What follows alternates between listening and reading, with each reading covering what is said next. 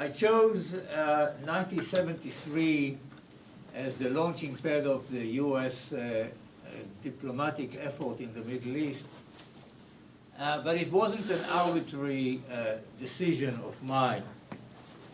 Although the United States was already involved in '67, but I chose '73 because just before '73, two developments occurred which made it very possible for the United States to be the only actor outside the region in terms of the peace process. In 1972, President Sadat of Egypt ordered the departure of several thousands of Russian Soviet experts who were stationed in Egypt and in Syria. He didn't order the evacuation in Syria, but he ordered the one in 72, the Russians one from Egypt.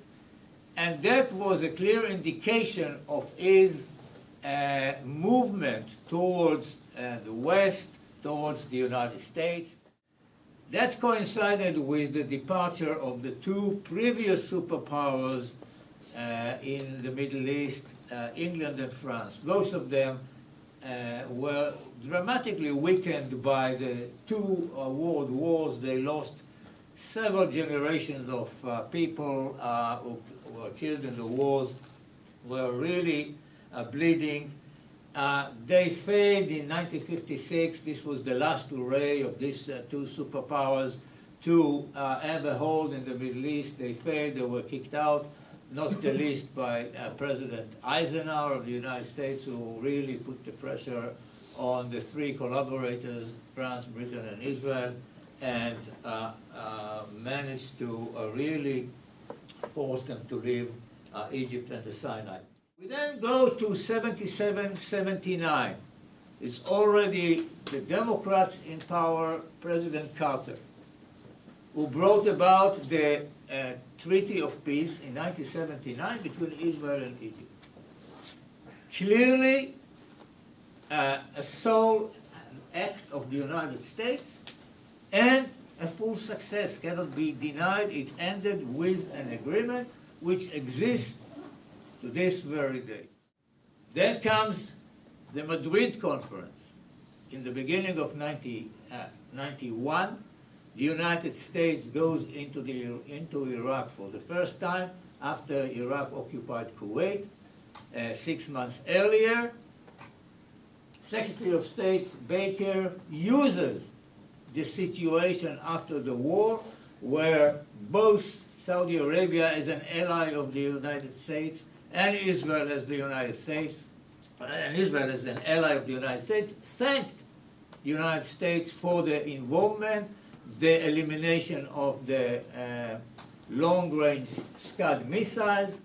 I would say that, and I hope that I somehow proved it, there was a lot of U.S. activity with very few successes in this process. And it remains a very good question.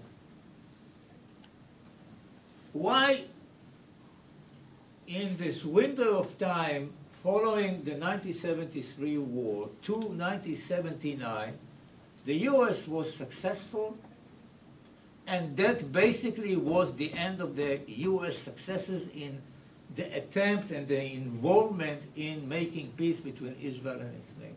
There was a clear determination of the U.S., both on the level of the President and the level of the Secretary of State.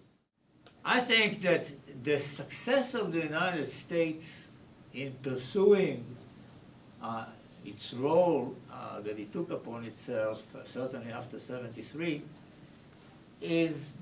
does depend, or it's a function of the will of the two sides to reach an agreement. It is a precondition, in my view, to have the two sides really understanding that they both want to get to the same point. And I will conclude by asking, is that situation prevailing today? Do we have this situation? And I would say that, in my view at least, this is not the case. I fully agree that we need to have a comprehensive agreement between us and the Palestinians to the conflict that is now raging for more than 100 years. Even if you don't have a comprehensive agreement, but you have an opportunity to begin the road towards a comprehensive solution of the conflict with your neighbor, start the road.